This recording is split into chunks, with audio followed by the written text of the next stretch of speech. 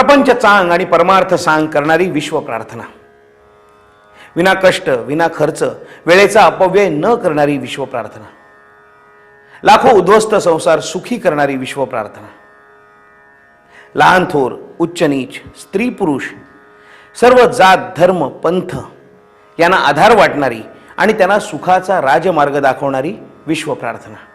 सद्गुरू श्री वामनराव पै अशी गॅरंटी देऊन म्हणतात की ही विश्व प्रार्थना तुम्ही कशीही म्हणा, 6 महिन्यात तुम्हाला रिझल्ट मिळालाच पाहिजे, अन्यथा मी प्रवचन करणं बंद करेन.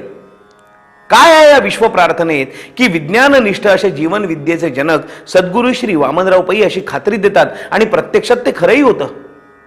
ते जाणून घेऊया या जीवन विद्येचे जनक प्रत्यक्ष श्री सद्गुरू वामनराव पै यांच्याकडूनच. प्रपंच आणि परमार्थ दोन्ही सुखाचं करण्याची गॅरंटी तुम्ही विश्व प्रार्थनेद्वारे देता.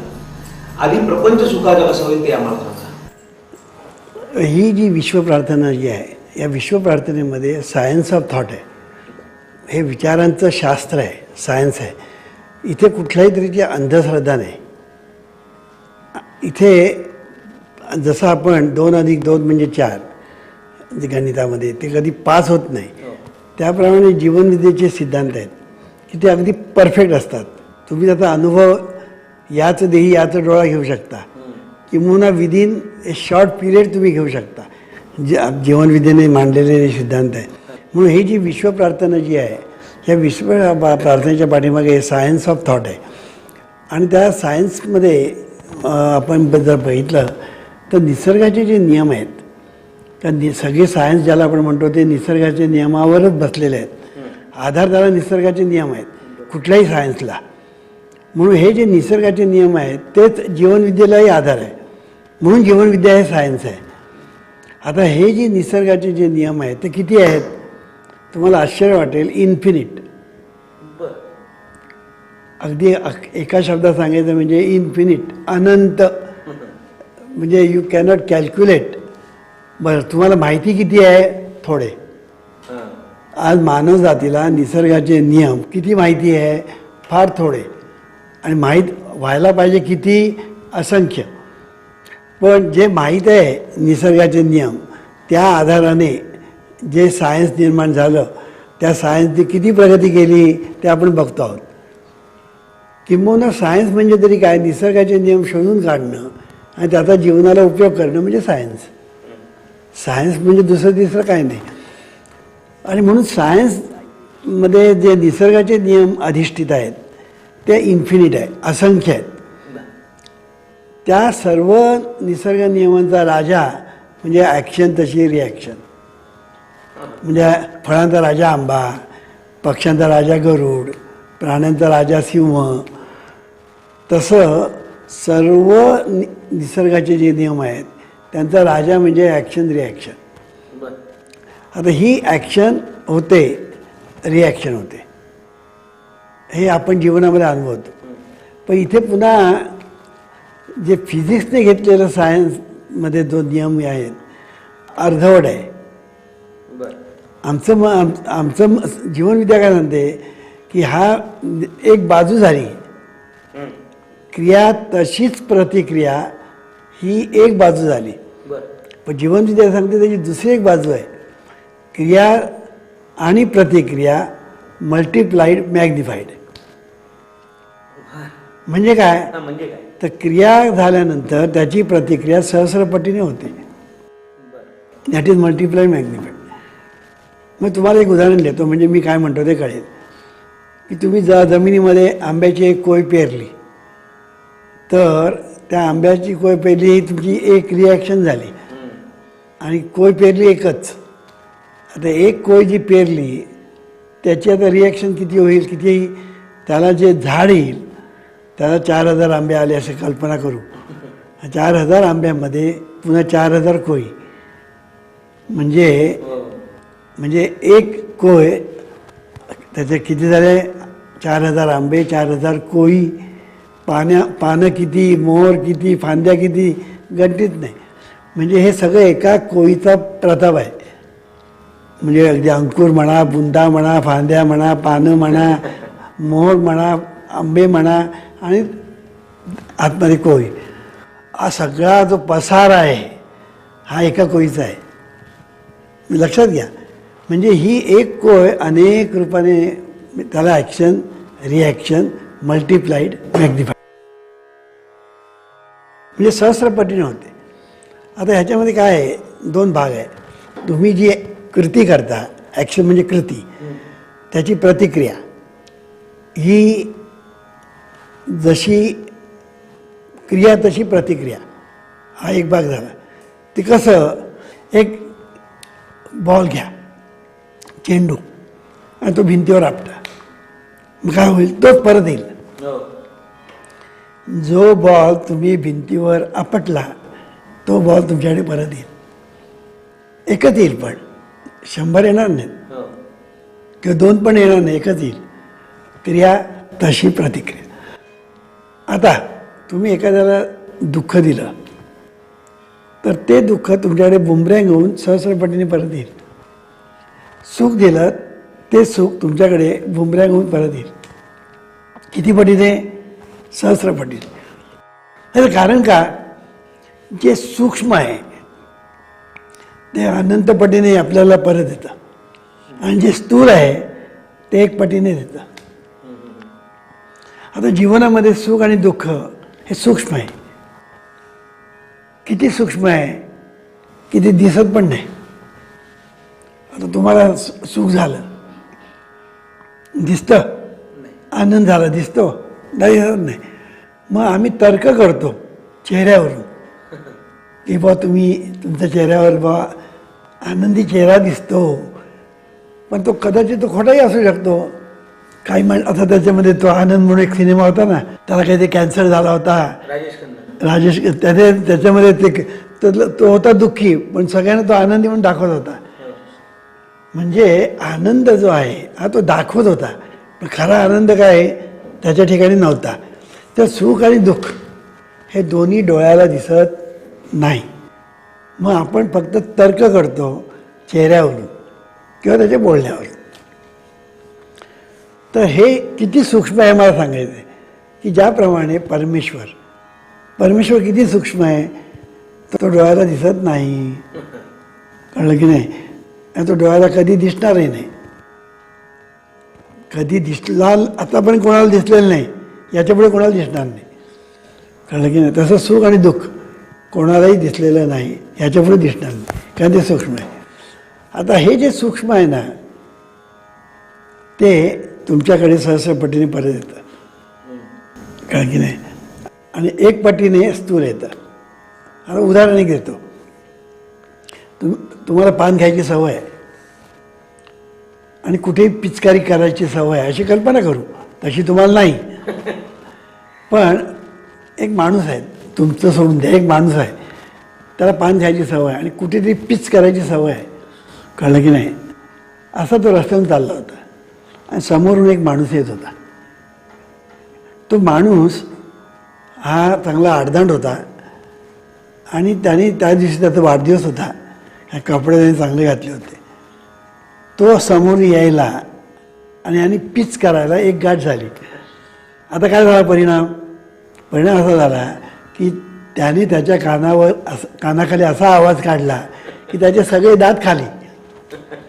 म्हणजे ॲक्शन झाल्याबरोबर रिॲक्शन तात्काळ, तिकडे जरासुद्धा वेळ गेला नाही, तात्काळ. कळलं की नाही? पण झाडाची बी तुम्ही जमिनीत पेरली आणि दुसऱ्या दिवशी बघायला गेलात, बाबा काय झाड आलं का, तर झाड नसणार तिकडे. आणि तुम्ही तर प्रत्येक दिवशी बघाल ना तर झाडच येणार नाही. कळलं की नाही? म्हणून झाड येण्यासाठी तुम्हाला थांबायला पाहिजे, कारण ते सूक्ष्म आहे. म्हणून जगामध्ये चांगलं घडायला वेळ लागतो आणि वाईट घडायला वेळ लागत नाही. बिल्डिंग बांधायला वेळ लागतो, पाडायला किती वेळ लागतो, किती वेळ लागत नाही. त्या सांगायचा मुद्दा हे स्थूल आणि सूक्ष्म लक्षात ठेवायचं. आणि स्थूल आणि सूक्ष्म याच्यामध्ये पुन्हा आहे, स्थूल पण नाही सूक्ष्म पण नाही, याच्यामध्ये.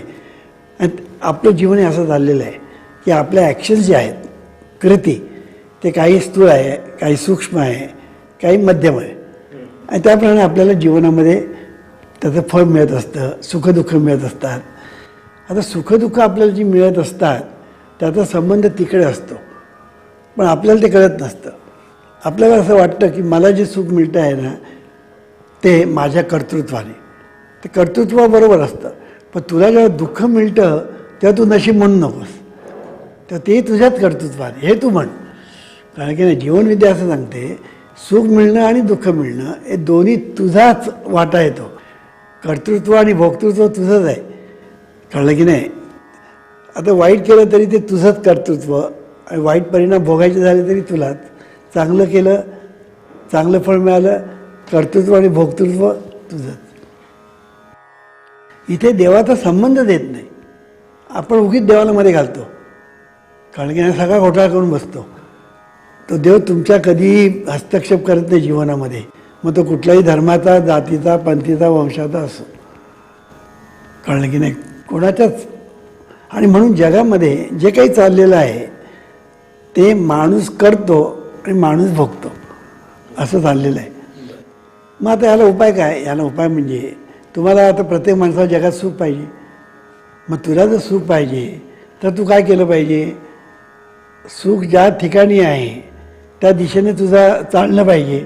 सुख जर पूर्वेला आहे आणि तुझं पश्चिमेला चालायला लागला तर कसं होणार? कधीतरी मिळेल का? कधी मिळणारच नाही.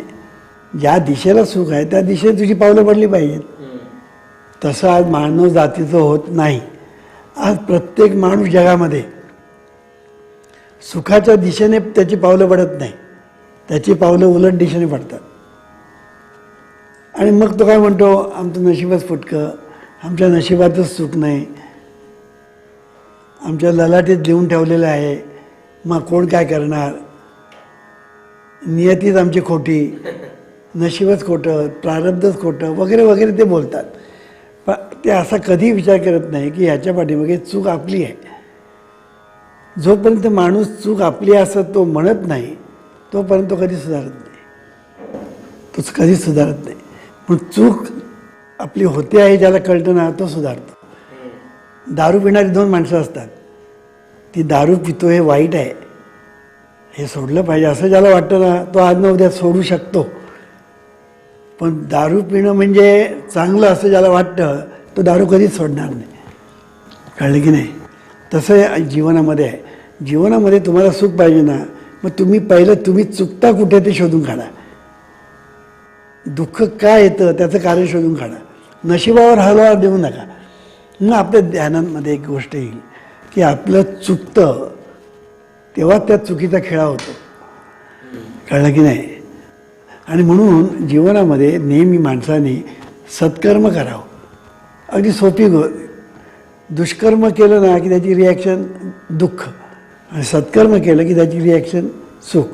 पण दुष्कर्म केलं ना की त्याची पावती आपल्याला ताबडतोब मिळते, पण सत्कर्माची पावती ताबडतोब मिळत नाही.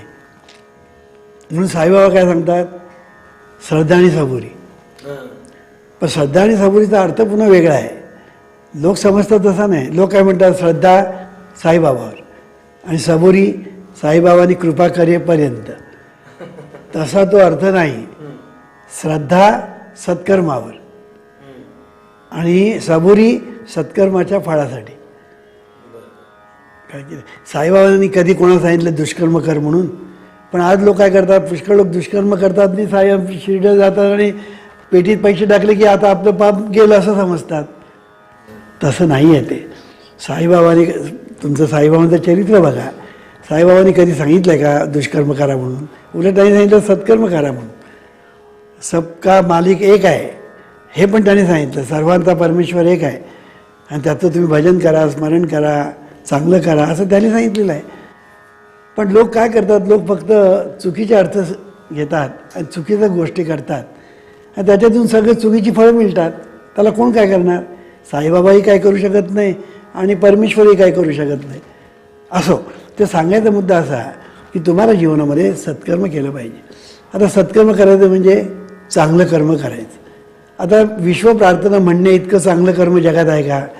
हे ईश्वरा, सर्वांना चांगली बुद्धी दे, आरोग्य दे, सर्वांना सुखात आनंदात ऐश्वर्यात ठेव, सर्वांचं भलं कर, कल्याण कर, रक्षण कर आणि तुझे गोड नाम मुखात अखंड राहू दे. आता ह्याच्यामध्ये बघा, ह्याच्यामध्ये एकही निगेटिव्ह शब्द नाही आहे, ते सगळं पॉझिटिव्ह आहे. आणि त्याच्यामध्ये मला, मी असं कुठेही नाही. सर्वांना, जगातील सर्वांना, मग तो कुठल्याही धर्माचा असो, जातीचा असो, पंथाचा असो, सर्वांना चांगली बुद्धी दे, आरोग्य दे, सर्वांना सुखात, आनंदात, ऐश्वर्यात ठेव, सर्वांचं भलं कर, कल्याण कर, रक्षण कर. म्हणजे सर्वांचं म्हटलेलं आहे. याने होतं काय की ही प्रार्थना तुम्ही जेव्हा मनाला लागता तेव्हा ही प्रार्थना ही एका बाजूने आपल्या शरीररूपी कॉम्प्युटरला फीडिंग आहे आणि दुसऱ्या बाजूने जगातल्या लोकांना फीडिंग आहे. म्हणजे फीडिंग कॉम्प्युटर एकाच बाजूने फीडिंग होतं. पण हा जो शरीररूपी जो डिवाईन कॉम्प्युटर आहे, ह्या कॉम्प्युटरला एकाच वेळेला दोन प्रकारे फीडिंग होतं. मी ज्यावेळेला बोलतो त्याला ते मला फीडिंग झालं आणि तुम्हाला फीडिंग झालं. जे ऐकतात त्यांना फीडिंग झालं. इतकंच नाही तर जे ऐकत नाही त्यांनाही फीडिंग होतं. तुम्ही म्हणा कसं? तर माझ्या जे व्हायब्रेशन्स आहेत ते जगामध्ये जातात ना. मी आता इथे बोलतो आहे, चीनमध्ये ऐकू जाईल. तुम्ही जर पकडलं माझ्या व्हायब्रेशन्स तर अमेरिकेत ऐकू जाईल. म्हणजे माझ्या व्हायब्रेशन सर्व ठिकाणी गेल्या. म्हणजे डायरेक्टली आणि इनडायरेक्टली मी जे काही प्रार्थना म्हणतो, विश्वप्रार्थना लोकांसाठी, त्या लोकांपर्यंत जाऊन पोचतात. म्हणजे मी किती एक ॲक्शन केली, एक कळलं की नाही, क्रिया एक आहे, पण मला आता प्रतिक्रिया किती मिळणार, सर्व बाजूने मिळणार. म्हणून तुम्ही कुठेही जा, विश्वप्रार्थना जर तुम्ही म्हणणारे असाल, पण एकदा आणि दोनदा नाही, विश्वप्रार्थना म्हणण्याचा तुम्ही छंद घेतला पाहिजे, सतत म्हटलं पाहिजे, पण रिकामपणी. रात्री झोपताना अर्धा तास एवढं जर तुम्ही म्हटलात ना, तर तुम्ही कुठेही जरी गेलात ना, तुमच्या डिफिकल्टी सॉल्व्ह होतात. तुम्हाला आश्चर्य वाटतं कशा सॉल्व्ह झाल्या म्हणून. अरे कोणी मदतीला कधी येईल, काय येईल सांगता येत नाही. तुमचा प्रॉब्लेम सॉल्व्ह. कारण काय, तुमच्या व्हायब्रेशन गेलेले असतात सर्व ठिकाणी, कळलं की नाही. आणि तो तुम्हाला मदत करणारा असतो. तुमची आणि त्याची काही ओळख नसते, पण त्याच्या ठिकाणी प्रेरणा निर्माण होते सबकॉन्शियस माइंडकडून. कारण तुमच्याकडे जे सबकॉन्शियस माइंड आहे आणि त्याच्याकडे सबकॉन्शियस माइंड आहे. तुमच्या ठिकाणी कोणीतरी आपल्याला मदत करावी ही इच्छा निर्माण झाली, कोणाकडे तरी ती इच्छा त्याला झाली की ह्याला मदत करावी. अशा तऱ्हेने तुमचं संपूर्ण जीवन जे आहे, हे जीवन स्मूथ होतं. ह्या विश्वप्रार्थनेने तुमचा जो प्रपंच आहे, तुमचा जो संसार आहे, तो स्मूथ होतो. आणि प्रार्थना तुम्ही जेव्हा दुसऱ्यांसाठी म्हणता तेव्हा आपोआपच तुमच्या मनामध्ये काय येतं, अरे सर्वांचं भलं होऊ दे. मग तुम्ही लोकांचं वाईट कराल? तुम्ही जर सतत म्हणत राहिलात देवा सर्वांचं भलं कर, कल्याण कर, तर तुम्ही दुसऱ्यांचं वाटोळ कराल, दुसऱ्यांचं अकल्याण कराल, दुसऱ्यांना दुःखात टाकाल, कधी करणार नाही तुम्ही. का? अरे आपण बोलतो त्याचा परिणाम होतो की नाही. जे आपण बोलतो आज नाही होणार परिणाम, पण 2 दिवसांनी होणार. कारण ती फिडिंग आहे. फिडिंग होणार आहे सबकॉन्शियस माइंडला आहे. आणि सबकॉन्शियस माइंडमध्ये जे फिडिंग जातं ना, that is most important. All your experiences, conditions, events and acts are the reactions of your subconscious mind to your thoughts. म्हणजे ऑल युअर एक्सपिरियन्सेस म्हणजे अनुभव, कंडिशन्स म्हणजे परिस्थिती, ऑल युअर कंडिशन, इव्हेंट्स म्हणजे घटना, अँड ॲक्ट्स म्हणजे कृती. ह्या सर्व तुम्ही जे काही अनुभवत असता आणि करत असता, they are the reactions of your subconscious mind to your thoughts. म्हणजे ते तुमच्या सबकॉन्शियस माइंडमध्ये गेलेले जे विचार त्यांच्या प्रतिक्रिया असतात. म्हणजे प्रथम तुम्ही फिडिंग केलेलं असतं आणि मग त्याप्रमाणे रिॲक्शन झालेली असते, म्हणजे रिझल्ट मिळालेले असते. म्हणून संसार आणि प्रपंच जो आहे हा बहिर्मन आणि अंतर्मन यांच्या संगनमताने चाललेला आहे. आणि आपण सारखं फिडिंगच करत असतो. तुम्ही आता सकाळी उठल्यापासून आतापर्यंत तुम्ही जे केलं, पाहिलं, ऐकलं, बोललात, वाचलं, ते सगळं फिडिंग झालं. पण तुम्हाला माहिती पण नाही. तुम्हाला हे फिडिंग झालं हे माहीत नाही. त्या फिडिंगप्रमाणे रिझल्ट मिळणार ते माहीत नाही, का मिळणार ते माहीत नाही, कसं मिळणार ते माहीत नाही, किती मिळणार ते माहीत नाही. जगामध्ये असंच चाललं. आणि लोक म्हणतात आम्ही सुखी होते. कसे होणार? इतकं अज्ञान आहे जगामध्ये, इतकं अज्ञान आहे, ते सुखी होणंच शक्य नाही. म्हणून जग हे कधीही सुखी होणं शक्य नाही जोपर्यंत जीवनविद्या स्वीकारत नाही तोपर्यंत. म्हणून जीवनविद्येचं हे जे शास्त्र आहे हे परफेक्ट शास्त्र आहे. ह्याच्यामध्ये सायकोलॉजी आहे, पॅरासायकोलॉजी आहे, मेटाफिजिक्स आहे. त्रिवेणी संगम आहे.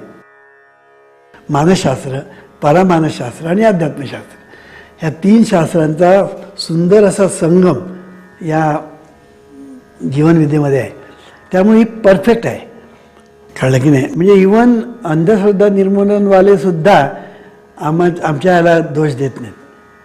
कारण का? ते विज्ञानवादी आहेत. म्हणजे आता विज्ञान कशाच्या बेसवर आहे? सायन्सवर. आणि आमची जीवनविद्या पण सायन्सवरच आहे, म्हणजे निसर्गाच्या नियमावरच आहे. त्यामुळे आमच्या ह्या जीवनविद्येला सगळेजण मान्यता देतात. कळलं की नाही? अगदी नास्तिक मनुष्यसुद्धा.